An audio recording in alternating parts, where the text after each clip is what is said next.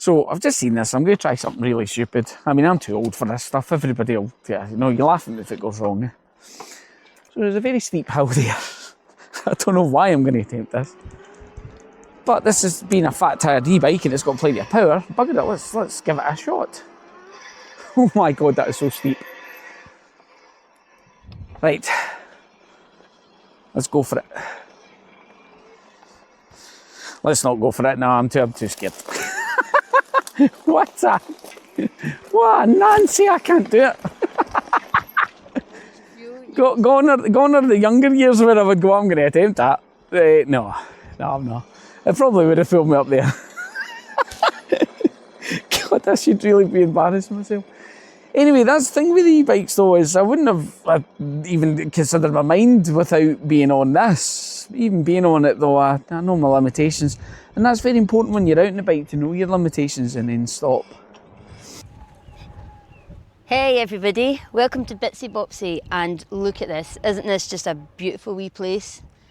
It is stunning, and we have a very nice bike here. We have the Mate X, which is fat tyres, folding bike, and yeah, it looks pretty good. So we'll take it out for a wee run and we'll see how it goes. Hello everybody.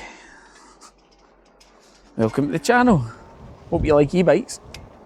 Sam at Bitsy Bobsy. Today I am on the Mate X fat tired folding e-bike, which is actually quite a nippy e-bike. I mean, it is really nippy, this bike. There's lots of different bikes like this out there. This is actually top end price wise. Sorry, I'm trying to hold this camera as a cycle. But because it is what it is, it's not legal for the road. Well, not with the laws we've got just now, so I'm having to take it off it. A wee bit of nostalgia for me, going back to where I used to live 7 years ago on a big long cycle path. It's beautiful. So taking out this bike, unbelievable. I'm going to start off with some negatives. This seat feels like my back door is getting rammed harder than a drug dealer's front door with a massive horde. I can only guess in the films. It's sore, it's not comfortable at all. Thank God for the 20x4-inch tyres and the suspension back in front, which are soaking up the rest of it, thank God. So, what is this nearly 2,000 bike got that the other ones don't have? I'm going to compare it with quite a few different bikes because there is quite a few different bikes like this. The Engine Engwe X was one of the first ones that I looked at and my jaw dropped and I thought, my God, look at that bike. Now they're everywhere, mind you, but that one I was like, wow.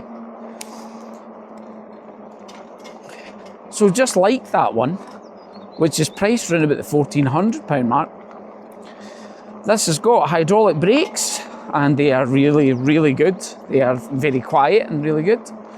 It has got 8-speed SRAM. Instead, I was going to make a joke and say it's got the 7-speed Shimano Tourney because they've all got the 7-speed Shimano Tourney. This doesn't, and these gears are probably the best gears I think I've actually felt. The triggers to change the gears are lovely feeling when you go through. They're very smooth. It throws you into the next gear, not in a bad way. It just, that's it, perfect, right onto that gear, right on point, and that's out the box. So that's good. The screen is lovely, but my God, it'll grass you up. It'll literally grass you up because it tells you what power's kicking through the motor. Don't do that. I don't want people to know. So on that, it's either a 750 or 1,000. I'm sorry I didn't check that. I will give the specs part at the end. We have a throttle, which is the weirdest looking throttle in the world. Again, I'll show you that. It's really weird. Now, we don't have lights at the front or back, which again at this price point I would have expected to have. We don't have an electric bell. We've got a funny mechanical one. I don't actually even know if it comes with that, but it was there. And this motor is the weirdest motor I think I've had because it's either all or nothing. There's no happy medium with it. Even when I turn it up and down, if I go to, like, there's 5 assist modes, which there is on most of these bikes, but there's no happy medium I feel with the motor. It's either on or off or on or... It feels like somebody... Do you know what it sounds like? It sounds like your neighbour that annoys you that's got their motorbike that they start up and rev the tits out and then turn it down again and go nowhere. And that's pretty much what I feel like this is doing all the time, and I don't know why it's doing it. But I can only surmise that that's how it's meant to be, because the only thing that I've actually touched on it is I turned the speed down. And there's probably a lot of people go, "What? How fast can it go?" and all that stuff, because I've had comments like that on the channel for different bikes. I'm sorry, people, I don't know. And the reason I don't know is because there's other people out there. There's quite a few people who do e-bike videos, and we've all got to be a wee bit different for each other. And my thing is I'm not really that bothered about going dead fast. I'm going out to try and help my mental health and get exercise and get myself clarity in my head. I'm not out to blow off some steam as in, oh, I'm going to go as fast as I can and stuff, you know. One thing's for sure, I will say with this bike, with the power that's kicking out though, the brakes are fantastic, so they will stop it perfectly, so it is very safe. And yeah, it's a very well made bike. The green colour that it's got on it's lovely, it's nice, different.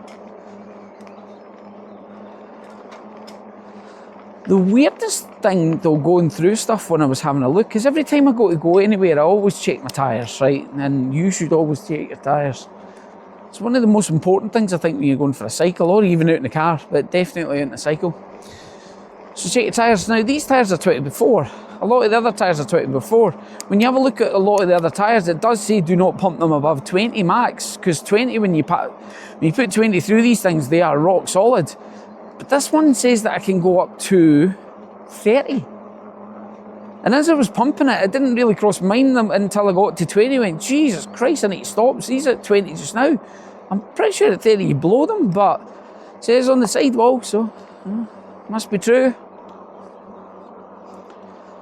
But easy enough bike to put together, just the same as all the other ones that are going through. Am I telling you I hate this bike? No, I'm not telling you I hate it. It's a good bike. Is it worth the £1,900, £2,000? No, not in the slightest. Sorry, it's not. I've ridden bikes that are up at that amount, and this is not one that's worth that.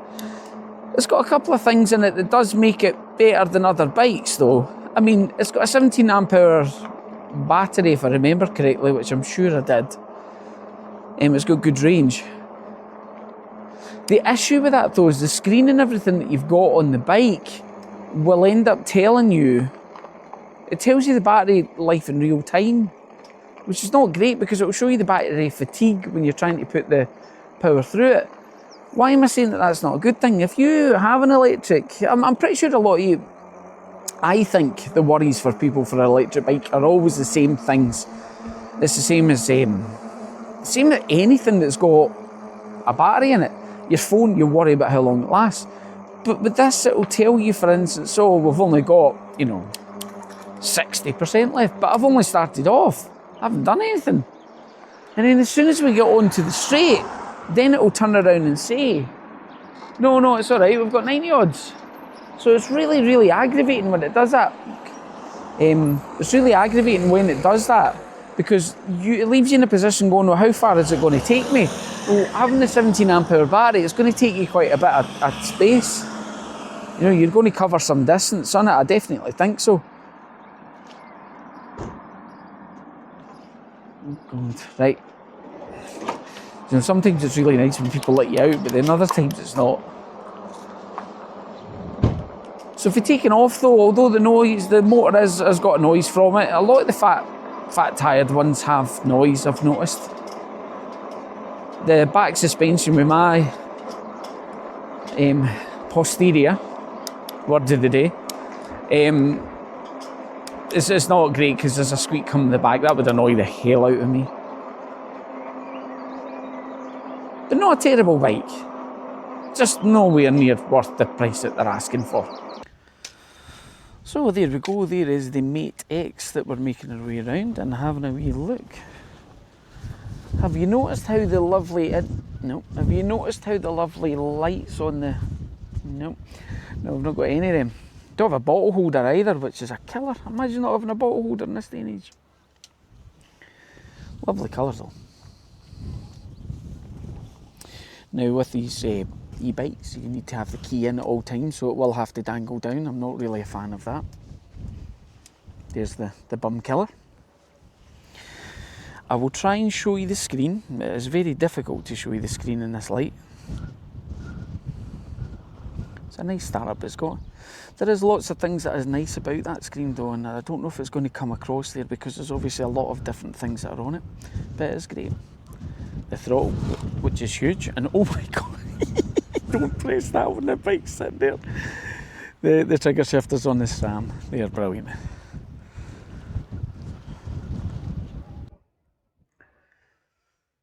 Apologies for any wind noise, it is very windy and I've tried to keep myself away from it. So I've been out in this bike and do I like it? I do like it, yes. Has it got faults? Oh my god, yes.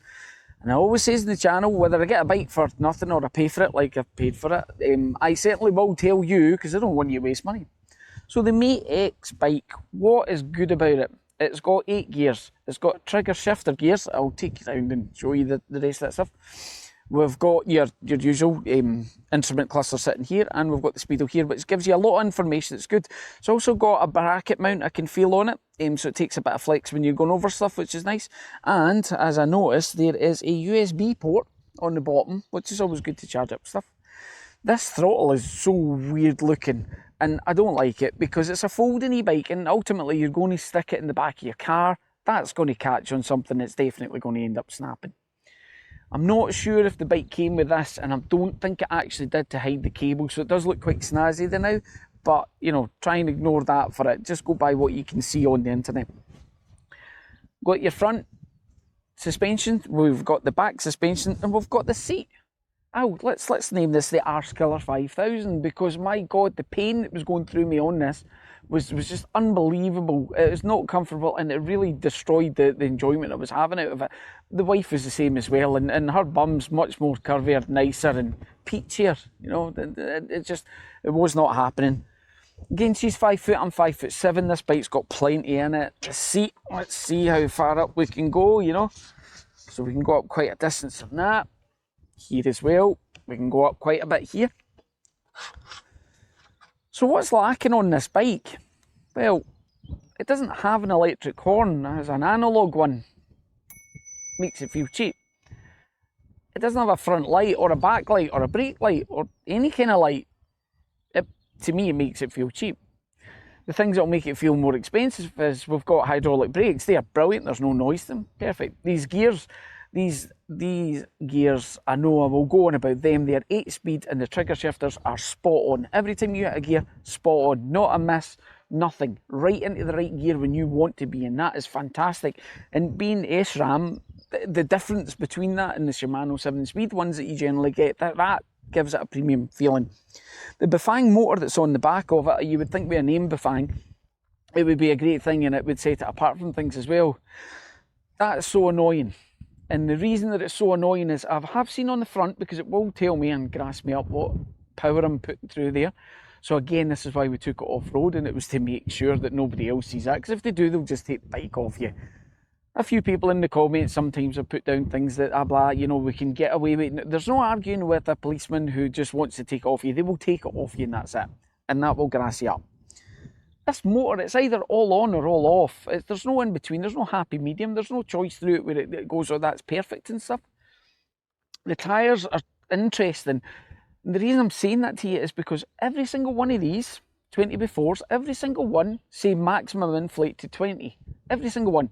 Apart from these, they say maximum inflate to 30. I'm not sure if that's a typo or not, because I'm not sure that if I would want to put 30 through them, because there's 20 through them now and they feel rock solid. So watch that, because always when you're going out, a couple of things, if you don't know, I'm sure you will know. If you don't know, and if you don't know things, please put them down in the comments and ask. I'll try and help. I'm here to help. Check your tyres, right? Check your battery, you've had it done. Majorly make sure that seat's the right height. That's a huge difference between a ride out when you're going out and stuff, and whether you enjoy the bike or not. Now, that said, you can change them. That's not the end of the world. Can't change that motor to make it do anything it's supposed to do. Hopefully it's a software issue. Don't know if that'll be able to be upgradable, I'm not sure. Because being Bafang, what I have noticed is you can normally modify them, which I do like because I've got a couple of mid-drive motors. So the bike, do I hate it? No, I don't hate it, right? But I find myself puzzled by it, very puzzled. This bike retail price is £1,900.